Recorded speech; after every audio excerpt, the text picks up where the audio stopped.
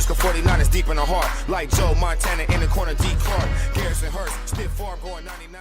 This is the 49er Faithful UK show, and the picks are in. The draft is done, and the Niners are restocked for a new season, where it appears we're going to try an innovative new game plan of playing only defense. A tactic last attempted by the South Central Louisiana State Mud Dogs.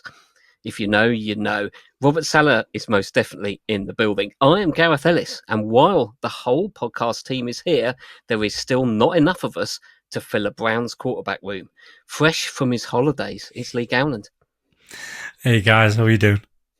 Fresh from his therapy to get over the Cam Scatterbo non-pick, it's Naji Karar. Hello everyone. Why? And fresh from a weekend of making prank calls, it's Paul Hope. What's up, everybody? Not guilty on that one, Gareth, but it was a good one. Allegedly. Oh, that was pretty shocking, wasn't it?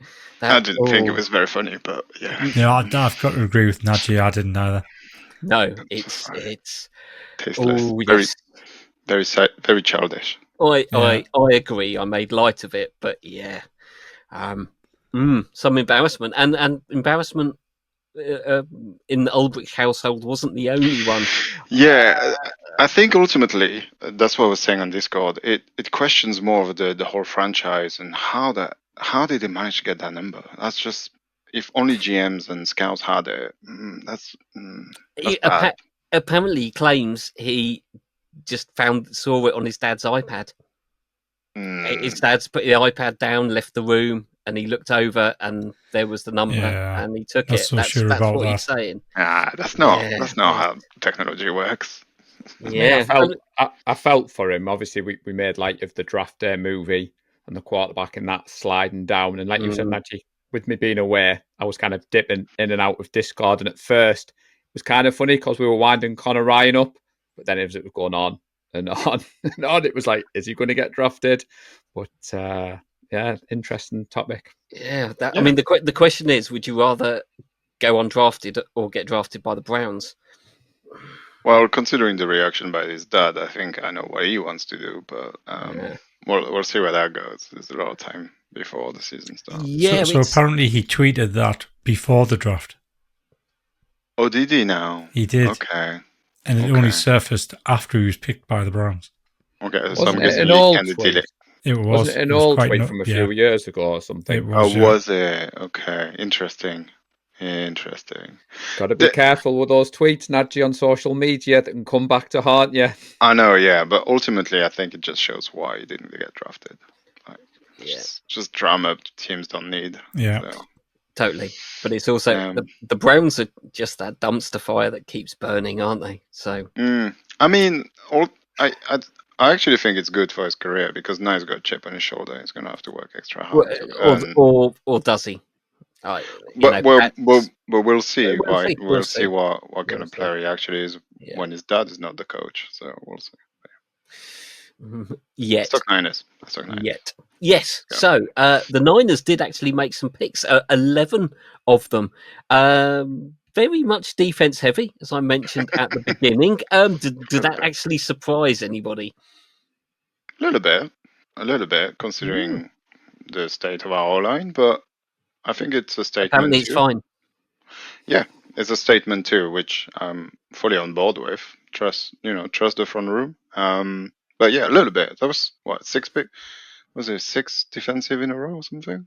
That's quite a lot. It's not surprising when you know Kyle Shanahan doesn't put a lot of stock in the offensive line. As you said there, Najee, seems to think I can scheme my way around it. And it was clear, Gareth, that when you look at the issues of the Niners last year, defense was up there with special teams. And the fact that Salah's come back, we joked on this show, Salah was going to get a say. And I loved Jed York's tweets, basically saying every time Salah left the room, he was like, quick, pick an offensive player. But I don't think it was a surprise where we went at pick 11. I know you've been away, Lee, but we talked about Chapman and Breezy had compiled this list where it had given each visit points, and Edge was the points we'd spent the most on. So on the day when we took Edge, I thought, it's not a surprise.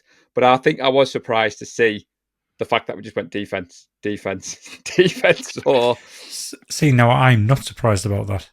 I think I said in the last show I was in, I'd be more than happy for us to pick defense with the first 4 or 5 picks. Yeah, And go I'm completely happy about defensive it. line. Yeah. I just thought maybe there was room for an O-line in there, but if there was no one we would wanted, it's no point. Just pick defense. I mean, we're going to talk about it, but with what we lost in free agency, all those picks make complete sense. So I think it came down to more of a case of the value of the O line or the particular person there wasn't as good as a defensive player later on. And I think it's about getting as much value as possible from the picks that we had, because we're trying to look for as many starters as possible. Whereas in previous years, we've been looking for depth. As well, I think Lynch said afterwards, I watched the interview where Lynch and Shanahan spoke to the media, and before the draft, they said they had 200 players graded. And obviously, as players come off the board, and they said that basically players didn't fall to them till the 7th round, and they didn't want to trade up. So they took the lad in the 7th round, whose name escapes me. Let me have a look. Connor Colby, an easy name that I can pronounce. But it was quite interesting to see that they stuck to the principles, and the Niners have a different view on players compared to others. But yeah, that's a lovely graphic there. Whichever one of you fine gentlemen did that, because I know I was late to the show tonight. it's the Athletics website. No, it wasn't that hard. Yeah, if you're on YouTube, you can see that. If you're not, the Athletics got a nice little list all in one place rather than the name of blurb, which I find sometimes a bit annoying if you just want to know the list itself. All right, shall we? Gareth, you're the host, Gareth. We're not live. I'll let you take on for that. That's all right. It's I always like it when I don't actually have to do much work. So, but anyway, round one, it does sound very much like it was Mikael Williams, no matter what. Mm-hmm. Good pick. I'm happy with this pick. I think we all kind of suspected it would be either DE or DT with that first round pick, and I think we weren't surprised. But the guys seem very happy that we got this guy at pick 11, and from what I've read, it sounds very much as Robert Saleh guy. Yeah. Happy? Yeah. Very happy. Very. Good. Let's move on. Come on. Yeah. I thought there was other players who were better value. There's a few things that just are the right thing. First of all, it's from Georgia. He's a bulldog. Like, look at the league these days and how many good defensive players that university has churned out. And he's one of Saban's guy before he left. Still, he was there. He's been there for 3 years, so he's a Saban recruit. So it's the old regime, which is still very much incredible defensive player. And so I think just that alone, he's going to be a good pro no matter what.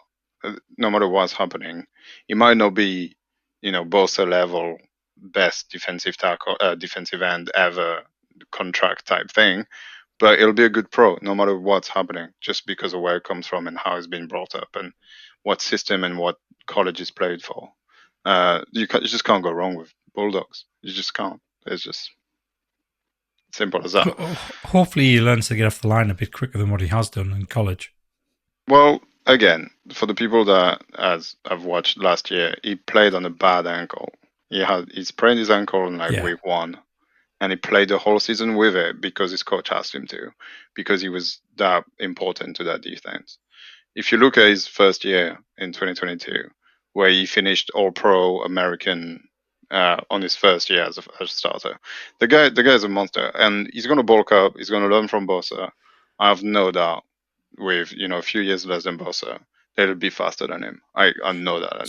So what I read was, had it not been for that dodgy ankle in his last season, they reckon he would have gone top 5 easy. Yeah, maybe he's even number 1 overall. Yeah, I think so too. If people doubt, just put on the tape, watch him against Texas.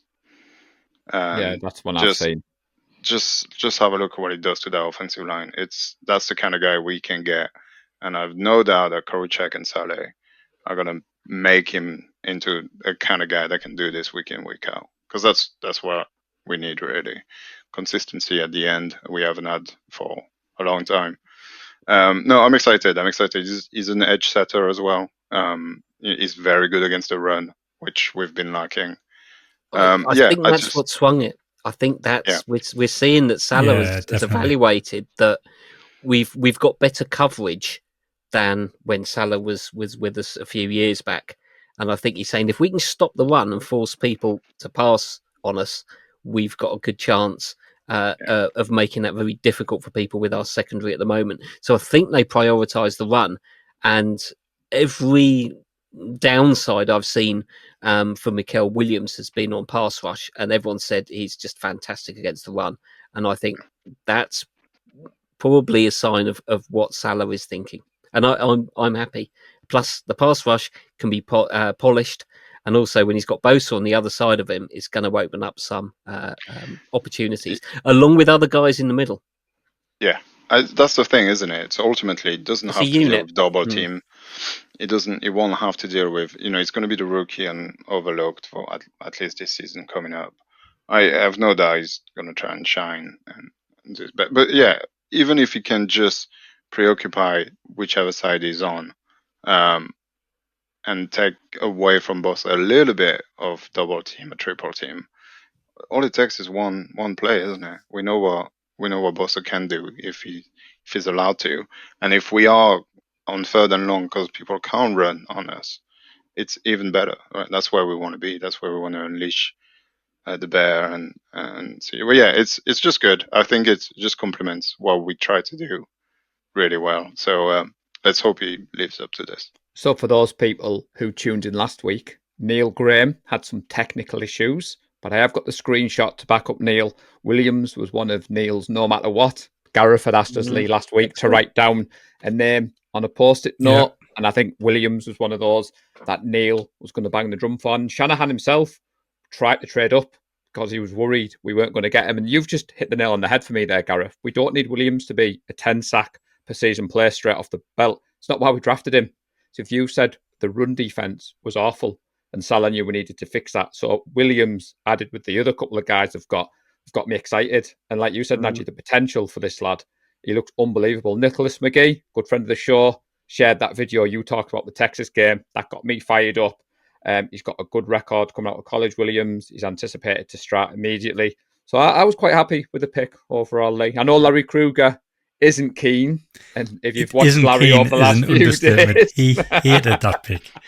He absolutely hated that pick. Why? Because he I think it was Sanders he wanted. Right. Just Is it Sanders? opinions and yeah. Well, we're at that wonderful stage, aren't we, chaps, where if you cast your mind back to last year, Gareth, the draft class we had last year, 24, everyone ranked us about 25th. I think we were seeing Ds, we were seeing Cs, and everyone was saying, the Nines haven't drafted very well. The early reports I've seen, they've ranked us about 25th again this year. People don't seem too happy. So if those same analysts have got the same opinion this year as they did last year, I'll be happy because we all know that draft class turned out. Yeah. And I know they usually do, but he looked genuinely very happy to be picked by the Niners. Now I know the players do, and obviously that pick means cha-ching, but I don't know. There was just something about a genuine. He was beaming. And why not? If you get picked by the Niners, it's like winning the lottery. As a D-line, usually, it's a good sign. You go with Korachek and Salah. I know, right? There is one major issue, though, that he's going to have to deal with, is that number he's wearing. Not sure a certain Brock would be happy to give that up. No, but before we move off from this pick, I've just found the screenshot. It was the 16th of April that Chapman and Breezy did this chart. And I'm not sure how they get the points, Lee, but it's the allocate points per top 30 visit. And draft had 8,000 points. DT had 4,000 points. And then it went down and down and down. And it won't surprise you. Don't even think offensive line was on this chart. So when I was getting ready for tonight's show, I thought it should have been no surprise that we went edge because this information was out there. And Robert Saleh definitely had control of the war room, unlike Gareth Ellis last week, where me and Najee allegedly bullied Gareth out of this pick. I mean, we did. There's no allegedly. There's no there was allegedly definitely about it. some strong harming for sure. Yeah, so there we go. Anyway, I think we're happy with that. So round 2, pick number 43, defensive tackle, Alfred Collins. Good against the run, and possibly one of the few human beings on the planet who could call Trent Williams tiny. Yeah, big dude. I love this pick. Yeah. I absolutely love this pick. Me too. He's going to be an absolute wrecking machine in the middle of that offensive line, pushing them all over. They were double teaming him. If you watch his tape, he gets double teamed every single game, and he just pushes them aside like the little kids. Yeah, I he's love this pick. huge. Yeah. Yeah. I mean, there's not much to say. This is exactly what we needed. Just a big defensive tackle in the middle that can eat up double team and deal with it and stop the run up the middle. That's perfect. We'll see if he can translate, but I mean, like you said, their significant size, run stopping prowess to the interior line. John Chapman was very hyped about this pick. So again, you see the content creators that we name on this show, they were very excited. So yeah, Alfred Collins. It wasn't a surprise we went defense, was it really, Gareth? Not at all. That's where the obviously the free agents left. We knew we needed to rebuild and retool. We expected it, and very very happy with the pick. It's two starters. I think it's two starters with the first 2 picks. That's what you want. I mean, our run defense was ranked 29th last year. We finished rock bottom in NFC West. It was a clear area of weakness that the team have identified. And what I liked, the premium positions that we've gone for in this draft straight away, the team have not messed about. This was an issue. We need to fix it. And I like that. So I mean, not much else to say. Yeah, I think he'll start. I think he'll probably just play on first and second down to start with, probably. But we'll see. We'll see what he can do. Looking forward to seeing in camp. So pick 75 in round 3. I've got to say, this is one where I thought, with the success of Pooney last year, this is where we might dip into an O-line choice. But instead, it's linebacker Nick Martin, who apparently is a little bit undersized for a linebacker. And I think this was a choice that seemed one of our less popular ones. I'm quite happy with it, but let's hear from the Brain Trust. Lee. Yeah, so I agree with that, what you just said there about being unpopular. When this pick came in, I was left scratching my head because I could see a lot of other linebackers which I had ranked well and truly above Nick Martin, who was still left on the board. Not only that, but as I said earlier, I was quite happy for us to go the first 4 or 5 picks, all defensive line. And there was some really good defensive linemen still there. One of them we actually picked up a couple of picks later, and that was my favourite pick of the draft. But this one had a scratch in my head a little bit. We talked about this. Well, I talked about this with Brett. There wasn't much talking going on, if I'm honest, the amount of drink we'd had. But it was a bit of a head scratcher. I hope he proves us wrong. But I don't think he's the type of linebacker we're used to taking. I don't think he fits. He definitely doesn't fit the Fred Warner mold. I'm not 100% sure he fits the Dre Greenlaw mold either. You got to think. Let's not forget that these guys are still very young, and they can very easily bulk up a lot between now and becoming proper 40 pros. And I think even if you look at Fred's first year and what Fred looks like now in terms of like physical ability, there's a lot to say. Now, I am fully on board with this pick. The guy is a Fred Warner fan, so he's going to be 100% all the time just to try and impress the guy he grew up watching. Essentially, he said he had posters of him in his room. So that's the kind of stuff you want to see.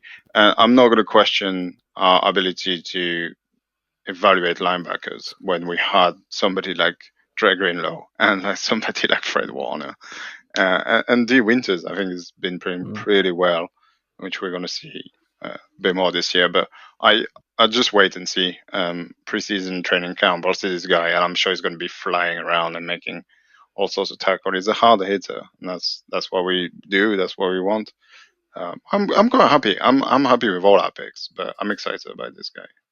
Upside. Yeah, I think it was quite interesting hearing them talk about him being small, 5'11". I thought, yep, I'm 5'11", so I'm clearly not going to be a linebacker. His junior season, 140 tackles, 6 sacks, 16 tackles for a loss. But I know he missed game time last year. But similar to what you've said about other players, Najee, the Niners like players who can play through injuries. I think Nick Martin's toughness hasn't been questioned.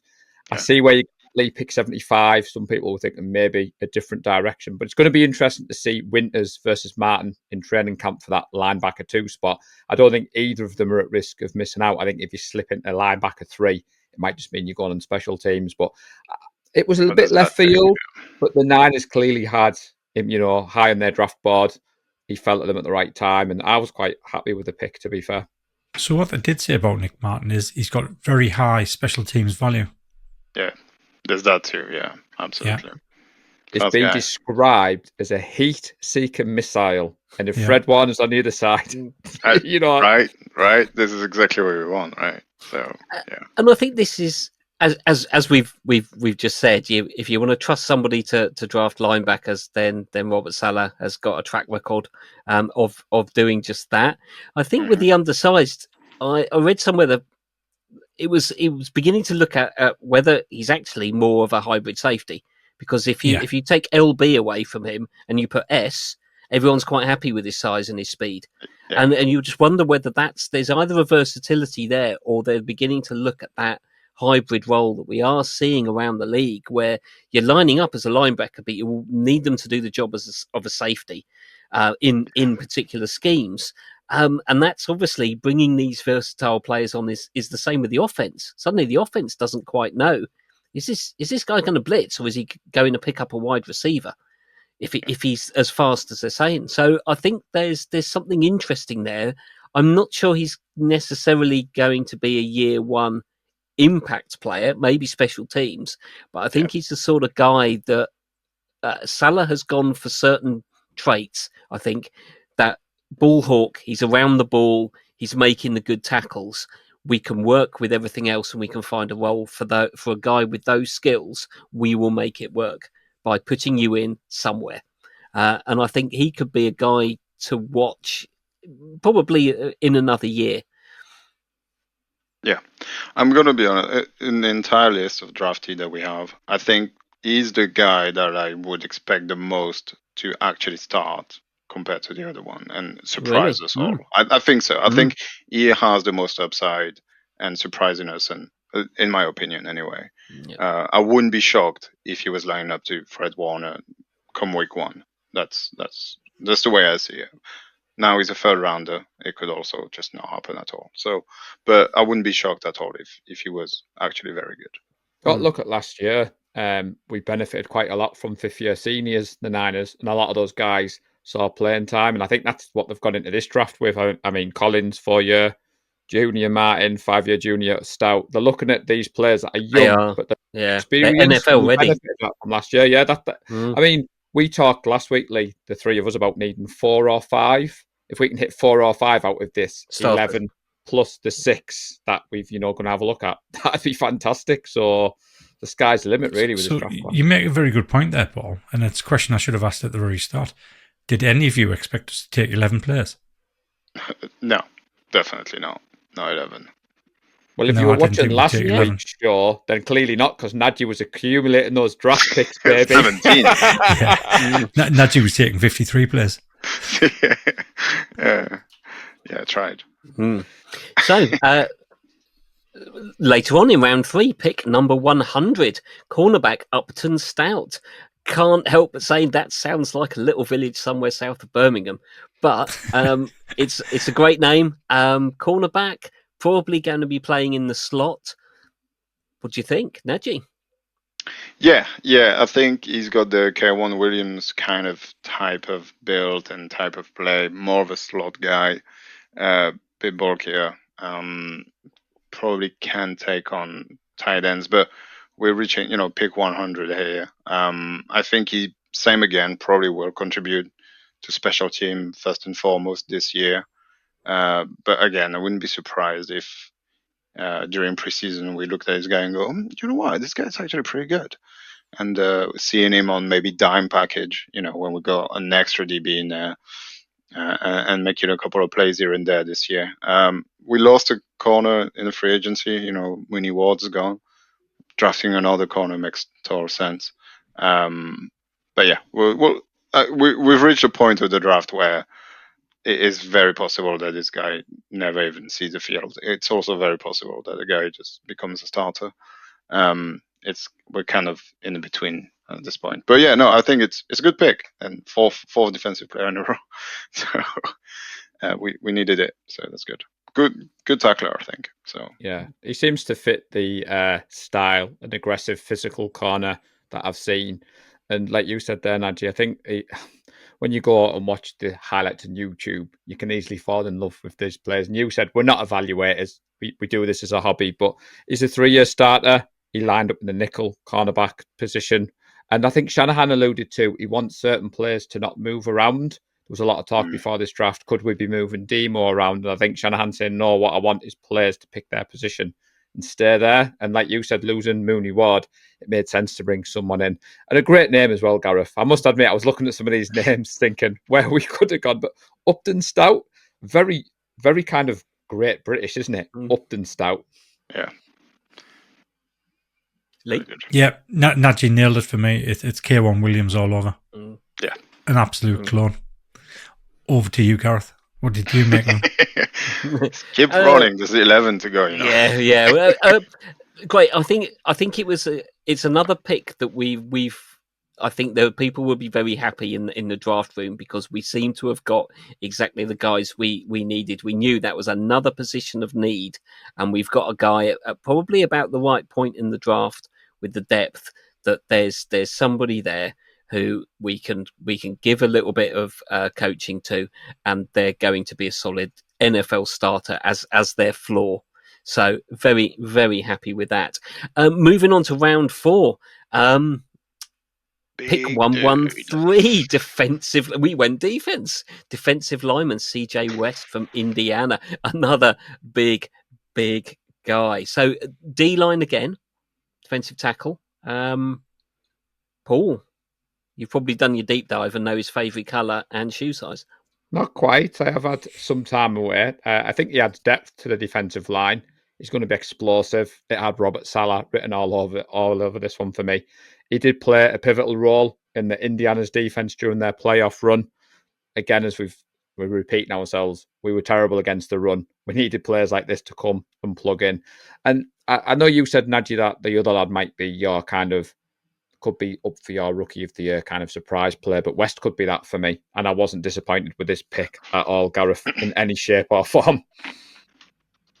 Yeah, got to agree, Paul, there. This is my favourite pick of the whole draft because I thought we would have to take him at 75 if we wanted to get him. And I was quite surprised he fell all the way back to 113 there. And just looking at him, he's got the same size and build as what DJ Jones has. And that's what it screams to me. He's going to be out DJ Jones, who was perfect against the run. And I think this first 5 picks is just being quality after quality after quality, with maybe a little half a quality with Nick Martin there. Ooh, how dare you. Yeah, he transferred to Indiana just for this last year, and playing in the Big Ten is not easy. This is really, really tough conference to play in, and he was a starter, and he was a big part of the Indiana defense and a big reason why Indiana made the playoff.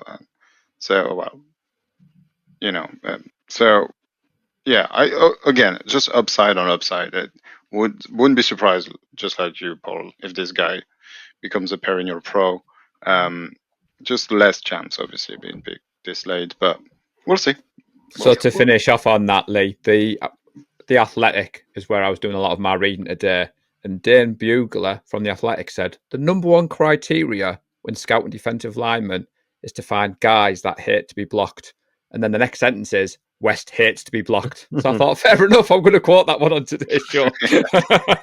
Yeah, fair enough. That's good. It wasn't one of the guys that said hates quarterbacks as well. That's on his bio in his on Instagram or whatever. Yeah, that's got to be good. Yeah, I was happy with this. I had for our mock draft, I had defensive end and 2 defensive tackles in our first 100. picks because I felt those were the starters. So he's come in a little bit later at 113, but as Lee said, I think perhaps we've been lucky to get him at that point. So very happy, very happy. So round 4 came around and Robert Salah left to go to the toilet, and we accidentally picked an offensive player. It's wide receiver Jordan Watkins from Mississippi. Well, go on, before Lee. we talk about him, let's go back to what Paul said earlier. We'll have a successful draft if we can get 5 starters. Now, I'm going to put up the sheet that Najee had at the start, the athletic scores, and just look at the athletic scores for the first 5 picks. Yeah, it's the all great, right? So yeah, they're all green, so that means really good. Where we picked those guys compared to it, it's all good. It would not be surprised if 5 of these guys starts. Well, I'll be a bit surprised if they all start, but it was interesting. I don't know, like significant playing time at the very least. Yeah, special team starters maybe. So, or rotational. The D-line is going to be a rotation. Who is really the starter? Just because you're on for first downs doesn't mean you're. Yeah, I mean you have to put a starter because whatever. But yes, yeah. I think if you were to pick one player out of the 5 that you don't think is going to start, it'll have to be Upton Stout. Yeah, just purely because of historical reasons and Shanahan not liking to start rookie cornerbacks. True, very true. But there's someone's got to start there. I know we've signed some people, but there's a job to be won. Anyway, definitely. Jordan Watkins. Hang on.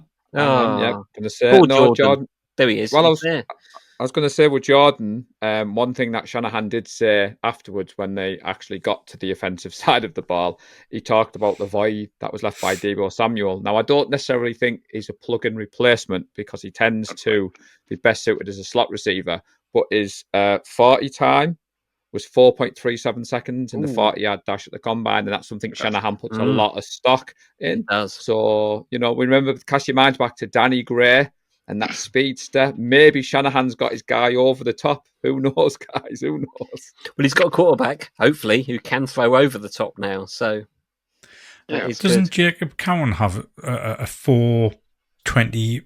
I think so, yeah. 40 time? It really doesn't mean all that much these days. They all sounds good, though, doesn't it? Yeah. It does sound good. I tell you what, that sounds really impressive is a CJ West 40 time. That's a 495. Yeah. At the combine. Wow. Now that's ridiculous. 300 pound for a guy that size. Yeah, right now that's extremely impressive. On to Jordan Watkins. I think we're bound to hit on one of those wide receivers eventually, right? Could it be him? Maybe. He did have, newly acquired Giants, hate the Giants, Jackson Dart's QB at Ole Miss. So is it him? Is it Dart? I think it's him. Dart's not that good.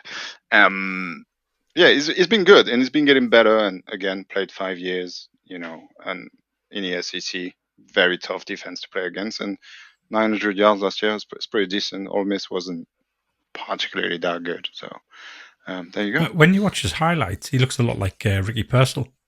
He does a little bit, He catches the ball, turns and runs. Well, he led the SEC in receiving touchdowns, Najee, and like you said, 9 was it Dart? Was it Watkins? But he's 5'11", so one man's 5'11" might not be very good in a different position. But that number, Nick Martin. I've got to say, I like those uniforms. The Ole Miss uniforms thing. I like those uniforms. Ole Miss. We did get some good players from there, so never know. Yeah. We'll see what pans out. There's a job there in the wide receiver room, isn't there, to be won. He's got to navigate obviously the Shanahan standard for wide receivers. And can he run? Can he catch? Fine, but can you block? I think that's going to be the first thing. Can he survive a shot to the chest? Well, there is is that. So great. Happy to see another wide receiver in the mix. He's also got a tiny bit of experience at returning punts and kickoff early in his career, so it's something he can potentially do.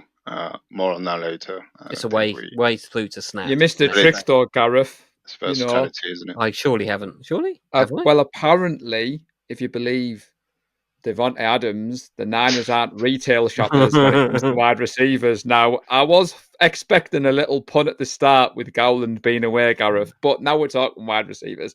Is he Jordan Watkins more retail or is he wholesale? That's the question you've got to ask. I think the answer to that is the Niners think that Devontae Adams is only worth wholesale. It's not that we only pay wholesale; it's that we thought he's only worth it. Sorry, Devontae, but there we go. Right, it doesn't come back to bite me. There we are.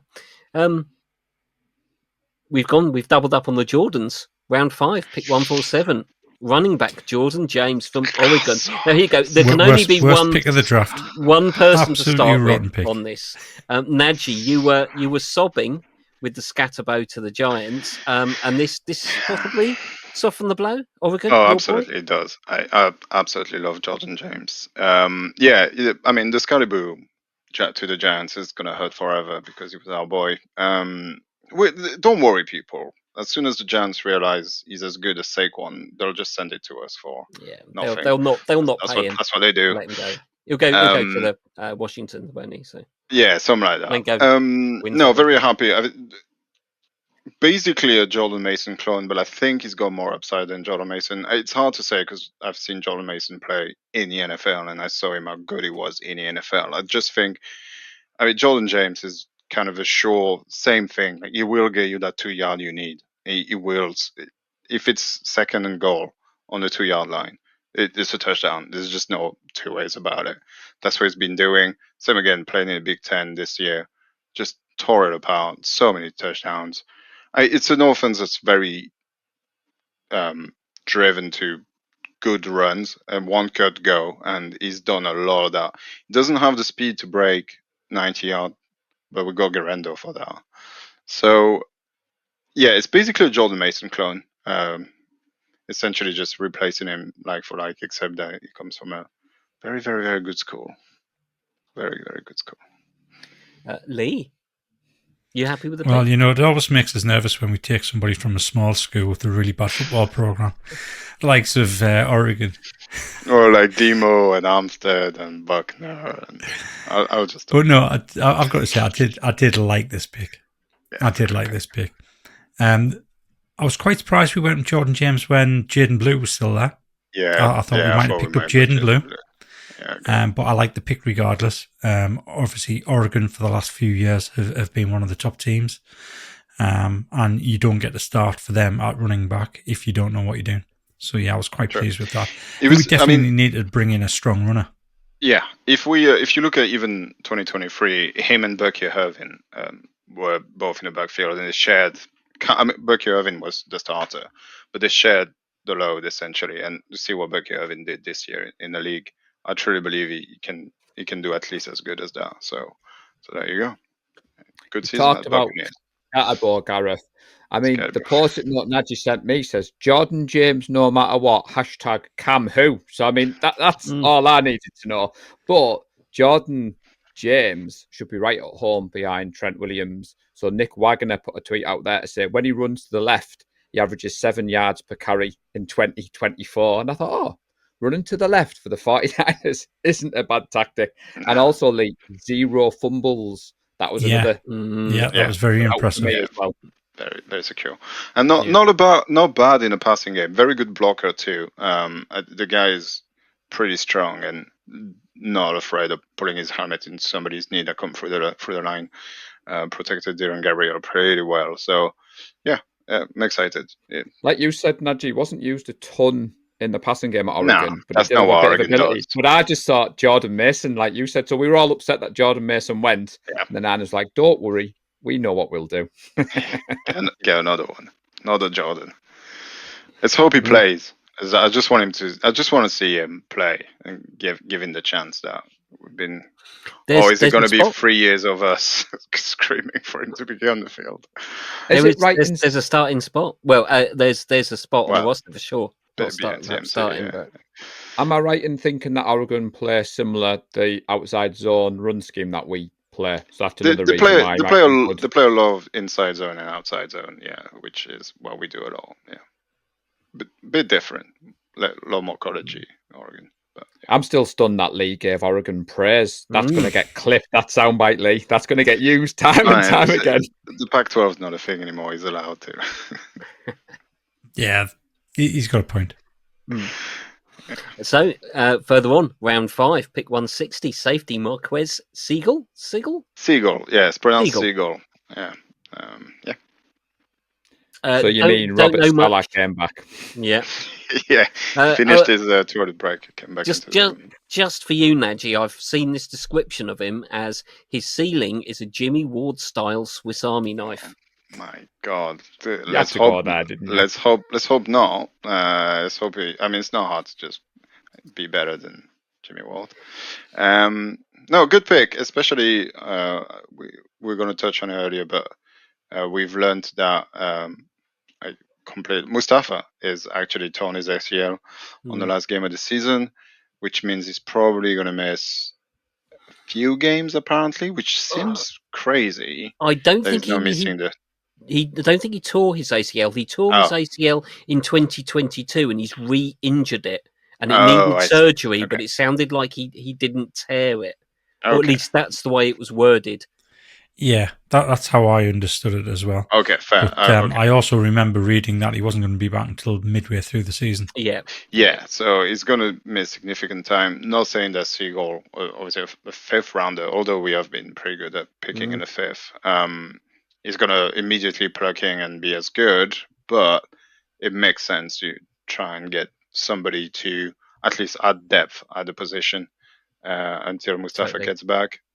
Kind of a bit of devastating news, really. I was so looking forward to Mustafa playing this season. But yeah, we'll see what Seagull can do.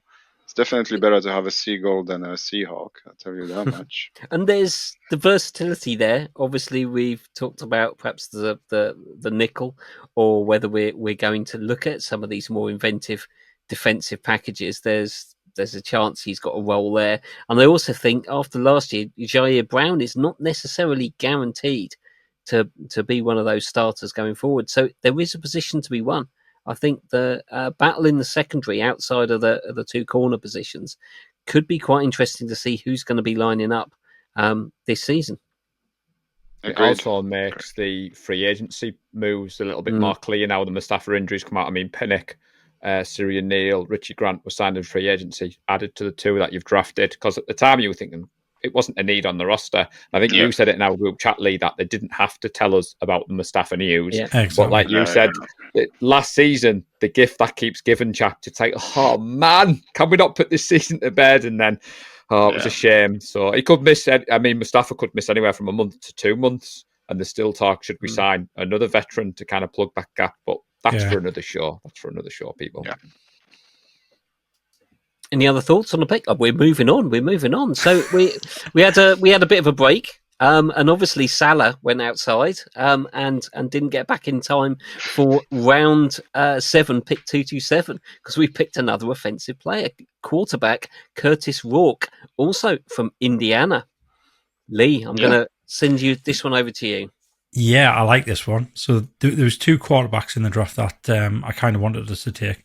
Hadn't realised Jackson Dart was going to go so early in the draft. But the other one was Curtis anyone did. No, I know. Sanders definitely didn't. Yeah, I think that was a huge curveball to everyone. Yeah. I wasn't expecting them going till the 4th, 5th round. But Jackson Dart or Curtis Rourke was the guys I was looking at. So I was quite happy when we picked up Rourke. Now, the interesting thing is, when you read the write-up, it says he hasn't got much of an arm on him, which confused me, because when you go and look at his PFF stats, I think it was something like 90. He had a 94 grade on the deep ball. Yeah. So that quite surprised us. But all his other stats look excellent. He's got plenty of experience. I think he's played 36 games at college level. Yeah, which is similar to Brock Purdy. Didn't he move around schools as well? So he started at Ohio University, which I think it's in the FBS, and transferred to Indiana for his last season. Straight into the Big Ten again. Not something easy to do. The Big Ten is tough and rough, and just played extremely well. 69.1% completion. 1 year in. and 3,000 yards is not, in 12 games. That's pretty good. And yeah, took Indiana to the playoffs. So yeah, I'm happy again. This is like a lot of upside. I'm not saying he's going to beat Brock because that's don't think that's Sacrilege. possible. But it's you never know. You never know. We might watch some preseason game and go, wow, this guy is incredible, and it's just gonna make everybody better in a QB room. So yeah, happy toughness. Same again. I think he played injured quite a lot and just battled through it. Loads of game, loads of experience. This is what we wanted. This is what we got. Yeah. Played his final season with a torn ACL. It was something Yeah. Shanahan said, his toughness. And apparently, Gareth, one of his best attributes is he delivers with anticipation, pace, and placement. Where have we seen that before from a round 7 quarterback for the 49ers? So, Very good. And that's what if you're drafting at that point, if you can get a good solid backup, that's good value for a 7th round pick. Yeah. And I think if you're playing your backup, you can accept that you're going to have to maybe make the playbook a bit simpler and have less of that open to you. So going for a guy who can play within his own ability isn't necessarily a bad choice. I think we know Shanahan likes the toughness with the CJ Beathard pick. Again, that was the word everyone talked about, toughness. Unfortunately, he just couldn't play quarterback particularly well to go along with that, but the toughness is a good start. So they could be a genuine QB2 battle. How exciting is that going to be? However, he might not be fit because apparently he's had surgery. Yeah. So this could be one of the few picks that we stash for the year after. We might see him put on the injured reserve or whatever, and then obviously go with the 3 quarterbacks we've got. Because obviously we've talked a lot about we need players now, but I think with 11 draft picks and the fact that this late on we weren't kind of getting any trade up offers, I think it was a high upside pick, as you've all said. I mean, even if he doesn't play this year, we drafted him, so we get 4 years at least out of it, and we can stash it. At least he doesn't become an undrafted free agent, and we make sure we can keep him and all that kind of stuff. There's a lot more into play and contract length and all that kind of stuff, and it's just going to cost us nothing, just a little bit more than what Brock has costed us. That's 4 years, just a touch more. Round 7 continued. Pick 249. We are on the home stretch, and accidentally must have been a mix-up. Here's an offensive lineman drafted by the Niners, Connor Colby from Iowa, which I assumed made Kittle very happy. So yeah, he did tweet about it. I wonder if there's another Connor Colby or something that plays on the D line somewhere else. Though that's the guy we wanted, and we messed up. But yeah, I mean, what? Not another Connor controversy, Nancy. We had that in Discord between Connor Ryan and Connor Charlton, so don't go down that rabbit hole. Wrong Connor. I apologize for that. I mean, pick 7, 2, 4. Round 7, 2, 4, 9. It's project. Do we expect him to start? No. Can he contribute? Hopefully, and we'll see what happens. Lee, you're desperate to weigh in here. Yeah, I like the pick. I thought it was a good pick. I think he's. I think he could prove to be the steal of the draft as well. I think he's got the attributes there. That is bold, especially in the run game. I think I can't remember if John Lynch said he expected him to go much higher than what he did go. So I'm excited to see what he can do. Yeah, Lynch did say that, Lee. Yeah, you are correct there. Yeah. The one thing I'll say is Iowa does play a very ready pro style offense. Always has, I think always will, maybe, I don't know, but always has. So this guy is pro ready, which is a big plus. He's got a lot of experience, apparently. So I think he's had a lot of starts and played along the offensive line. So there's an opportunity. Get him in the building and see what he can do, and then maybe pick a position for him. Whether it's going to be guard or swing tackle, then great.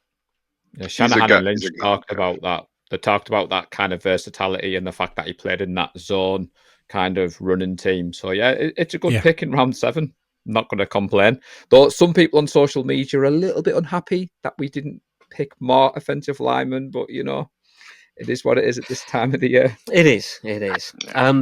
So we finished our draft. Pick 252, wide receiver Junior Bergen from Montana.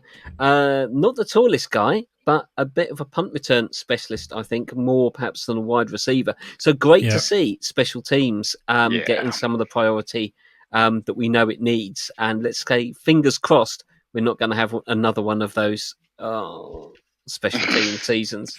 I don't think that's going to happen with the amount of care that's been put into it. I'm really happy with this. Wasn't expecting it. So wide receiver, I was like, another one. And then I watched the tape. He's just a punt returner. Some people have called him Devin Hester 2.0. We'll see about that. There's a lot to do to become Devin Hester. But yeah, we have a punt returner. Like, we don't have to have, Purcell or CMC or Ayuk or anybody do it. He can do it. That's his job. Can you imagine Perfect. Discord if we get a punt return touchdown? Oh It's my going to go God. off. But Shanahan did say, Wait, Gareth, that. Are we allowed to do that? Are we allowed to score points on punt return? Could you imagine? Apparently, didn't think we were allowed. apparently we are. Yeah. Oh, okay. Who knew? Shanahan did say that he was going to be primarily seen as a return specialist, but Yeah, his exact perfect. words were, in training camp, we're just going to put him with the wide receivers and we're going to see what happens. And Yeah. given that we were ranked 32nd for separation, the more wide receivers you can get in the room and have a look at them can't do any harm. And like you said, special teams, yes, we might be talking about special teams for all the right reasons, including a punt return. Who knows? Hope so. Let's hope We can't wait. so. Yep. So that has completed the draft. I've got a list here of undrafted free agents. I think you've got a bigger list than I have, Najee. Let's That's go the through it. Linebacker, Stone Blanton from Mississippi. Running back, Corey Kiner from Cincinnati. Offensive lineman, again, Drew Moss from Colorado. Wide receiver, Isaiah Nayor from Nebraska. Cornerback, Jacob Robinson from BYU. And defensive lineman, Sebastian Valdez from Washington. Yeah. Is that the lot? I mean, I think the most upside is probably Kiner from Cincinnati, starting running back. Maybe it's very hard to decide whether any of these are going to be good at all. Yeah. Undrafted free agent. There's a bit of a mistake here. Drew Moss is from Colorado State, not Colorado. Just apologies to all Buffalo fans. But yeah, that's Colorado State. Yeah, we get a lot of listeners from Colorado. Yeah. A lot. So many. So many. And there's more. Run us through them, Najee. So yeah, we run out of, because we picked 11 players in the draft. We ran out of plus the undrafted free agent that we just saw. We ran out of roster spots, so we couldn't had these 4 players here on the screen for the people on YouTube. So they've just been invited to rookie training camp. It's possible that they get better offers or they decide not to come. But Bentley Honcho from Liberty, I'm sure that makes Michael very happy about this. Tristan Sinclair from Stanford, Lee can tell us about it. Jack Howell from Colorado State, and Ty French from West Virginia. So they've been invited to rookie mini camp, which is like end of May, early June, something like that. And they might get signed, and we might release somebody else if they impress and that. But yeah, it's a tight end, a linebacker, and DB, and another DN/linebacker. So yeah, we'll see. Names to follow during the off season. See if any of these can contribute and make a splash. Thank you. Looking forward to seeing some of these guys. We've always had a history of one of those undrafted guys somehow sneaking into into the start. Well, not into the game day, the season roster. When I can actually make any sense. And I think we're at that period where in the rebuild again, there's some spots that are open there. There could be a surprise. There could be a surprise. As I think I said on our little chat, I think where we get all these graded and people liking or hating picks for players who've never played a single pick, you're just setting yourselves up to be, I think, embarrassed. But that's what we do on this show. So I am going to ask you for your snap grades. Oh, God. Lee, go on. How about this? On a scale of 10 to Shedeur Sanders, how happy are you with the draft? With 10 obviously being very happy. Yes. I'm going to go 8. I'm reasonably happy because, like I said, I mean,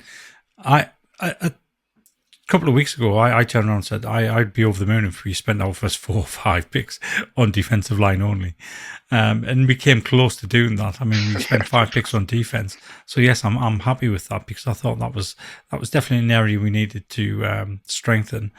And the 2 other guys they've brought in, I think they're going to do a job as well. Paul? Well, you had to change it, didn't you? I had mine graded the way we've been doing it last few weeks. And, do us that. so I'm going to stick to mine because you put me on the spot. Now, only one evaluator out of the 24 talking head to evaluate the drafts gave the Niners an A grade. Now, I'm not going to be the second. I've gone with a B+. I just felt like I was strategy focused on reinforcing the defense. Sounds about like 8 out of 10 to me. Positional needs. Yeah, well, I thought it's on well, there. I was just thinking there. Yeah, I think an 8 out of 10's a B+. Got it written down, nice, I'm not great at math, Lee, so that I'm happy with a B+ at the moment. That might come back to bite me on the bum, like some of my comments about Trey Lance a few years ago. But as you said, Gareth, it's what we do on this show. Let's not go there. Neji. I kind of agree. I'm with Lee on this one. I think 8 is probably good. If you compare position by position, what we lost, what we've acquired, I think we're basically back to square one or thereabouts. So even if, and we did have a really bad season. We were bad on defense. We really struggled on offense. Can't really be worse, So don't say that. I've said it. No, it can't. It cannot. It's just purely on the amount of injuries and things that happened this season. So yeah, I'm just less splashy. We don't have to go Jackson Downs and shit. This is just people that during the draft. That's where you want to be. People that just don't grade you well, because it means you haven't splashed and you haven't got the names that everybody's talking about. But ultimately, all of these pundits saying Lamar Jackson is not a QB and like stuff like that, doesn't matter. Come tune in here in 3 years when we do review of this draft, and we'll know how good it was or not. Yeah, I think That's there's consensus here. I would go for 8. I think there was a position on the offensive line that we possibly needed to draft, and that was the only place we missed. I think with a sound investment because we lost that position in free agency. But I was very happy with the others that we seem to have filled, and I think there's some interesting upside in the late round picks, which we've always seen we've done well. I want you guys to pick a player. Which one of these players do you think is going to get a big contract from the Niners at the end of their rookie deal? One guy. I'm going to go Nick Martin. Ooh. The unpopular pick. Wow. I don't know. I just have a good feeling about him. I've got Alfred Collins just to be different. That's good. I mean, hopefully, D tackle. Yeah. Yeah, I mean, I'm sticking to that sort of line there. I'm going CJ West. Yeah. I think I would go for West as well. Just from what I've seen, it seems he doesn't sound like a 4th round pick to me. Yeah. Sounds like a second round pick. I agree. And maybe I think there's that chip. There's that chip on your shoulder that you, as certain other players maybe should take note of. Just making it to the draft doesn't mean you've made it. It's where the hard work begins.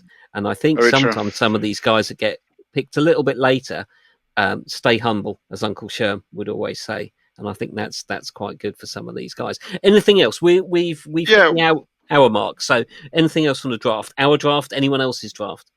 No, anyone else? The Giants can burn in flames, and that'd be great. No, just let's not forget, people, that what we do as the Niners. There's a culture, there's the people as well as the player, and sometimes we might not get the O-line we want or the player we want, but I think all of the guys that we've drafted this year, they just fit what we do. The scheme, the vibe, the work ethics, and the experience they've gone for. The experience and attitude. And, the injury less prone people. I think it just kind of all makes sense. And when week 1 starts, it'll be beautiful to watch. And I can't wait. It's just, this is it, basically. We get schedule release in a couple of weeks, or a week so, and then after that, it's 2 months of absolutely nothing. So enjoy football while it's around, and we'll see you in July, I guess. It's been great to see the chat on the group. Yeah. I would just like to be a little bit one of those guys that says, respect everyone's opinion. We're all entitled to talk football. I know there's been a couple of messages in the group, but it's been great to see the Discord. I was gutted to miss the Zoom calls, but it's Kaylee's 18th, which I'll get to in a moment, and we had a few days away from the family. My phone wasn't as off, so I was able to see little bits of news. I was able to dip in and out the Discord, but the community we've created is great. Please keep those discussions going, especially as you said, Najib, we're coming to this weird off-season period of football. You know, the draft's done, we're waiting for the season release. But yeah, keep the discussions going, people. But be nice. That's all I'm going to say.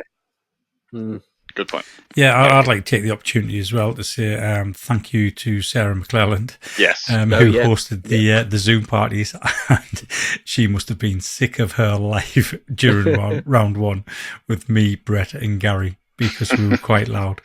And then we were joined day 2 by Justin, and Justin's quite loud as well. So yes, Fits she right did a in. very good job. Thank you very much, Sarah. Yeah, thank you. Much you. appreciated. Yeah, go to the missed those. Too late. It's too late. I can't do it anymore. And before we finish, Gareth, as I've just Go on, then. alluded to, for those people who've listened to the show over the years, I've mentioned Kaylee, I've mentioned Tracy and the girls. She turns 18 on Tuesday. You know, she's been a big part of my life. I've been a big part of hers. And I just wanted to wish her a happy birthday from her bonus dad, Paul, because I am a stepdad. But obviously, she does listen to the show. She's a big Niners fan. Yes. So happy birthday, Kaylee. Happy birthday, Katie. Happy birthday, Kaylee. That's a great spot. I think we should probably finish on that. But I was going to add one little tidbit that I picked up in the week before the draft, which was a couple of tweets that came out about how George Kittle and the 49ers are miles apart in their contract negotiation. And George just comes out and says, "You're wrong. You're misinformed." And I would just like to point out wide receivers around the league. That's how you deal with contract negotiations when you are a functioning adult who is also a professional. So if you needed a reason to love George more than we already do, I just thought this guy is pure class and he needs to be a Niner for life. But that's it. We will be back. I don't know when we were back. The schedule's not out for a couple of weeks. I think there might be some lives. We are moving into the quiet part of the season, so we're not going to be as regular as we schedule release in 2 weeks. Really. Well, there is that. We talk about that for sure. And we've got some guests who want to come on. And Neil Graham's assured me he sorted his technology out. So Neil will be joining us for a show. Sorry to have missed Graham, Neil on the draft call.